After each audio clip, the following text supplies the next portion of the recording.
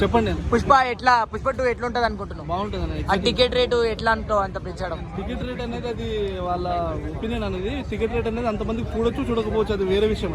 కానీ సినిమా అయితే ఎగ్జైటింగ్ ఉంటుంది, చాలా ఇంట్రెస్టింగ్ ఉంటుంది. కానీ అంత రేటు పెంచడం వలన పబ్లిక్ చూడాలంటున్నారు కదా. కరెక్టే బ్రో, సామాన్యుడికి భారం పడుతుంది. అంత రేటు పెంచకూడదు. నార్మల్ టికెట్ ఇస్తే మంచిదని అనుకుంటున్నాం. అది దయచేసి ప్రభుత్వం కేర్ తీసుకొని టికెట్ నార్మల్గా చేస్తే మంచిదే, అందరూ చూడగలుగుతారు. సామాన్యుడు సినిమా చూసి అట్లా హీరో అవుతాడని చెప్పి భయపడి అట్లా చేస్తురా ఇట్లా?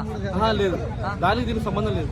కాకపోతే ఏంటంటే వాళ్ళ కలెక్షన్, వాళ్ళు పెట్టిన పెట్టుబడి తొందరగా రికవరీ చేసుకోవడానికి అట్లా చేసుకుంటున్నాం. రికవర్ పుష్ప 1 తోటే ఇంత పెట్టి ఎంతో పీకిరు, ఇప్పుడు పుష్ప 2 తోటి ఇంత పెట్టి ఎంతో డబల్ పీకి 2,000 కోట్లు. సార్ బ్రో, 12,000 థియేటర్లు, 1 కాదు 2 కాదు, 12,000 థియేటర్లు.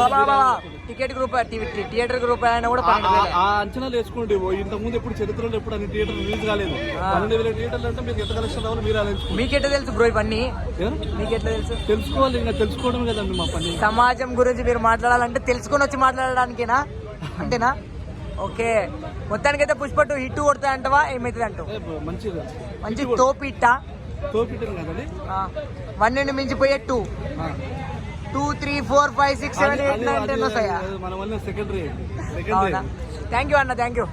జై అల్లు అర్జున్.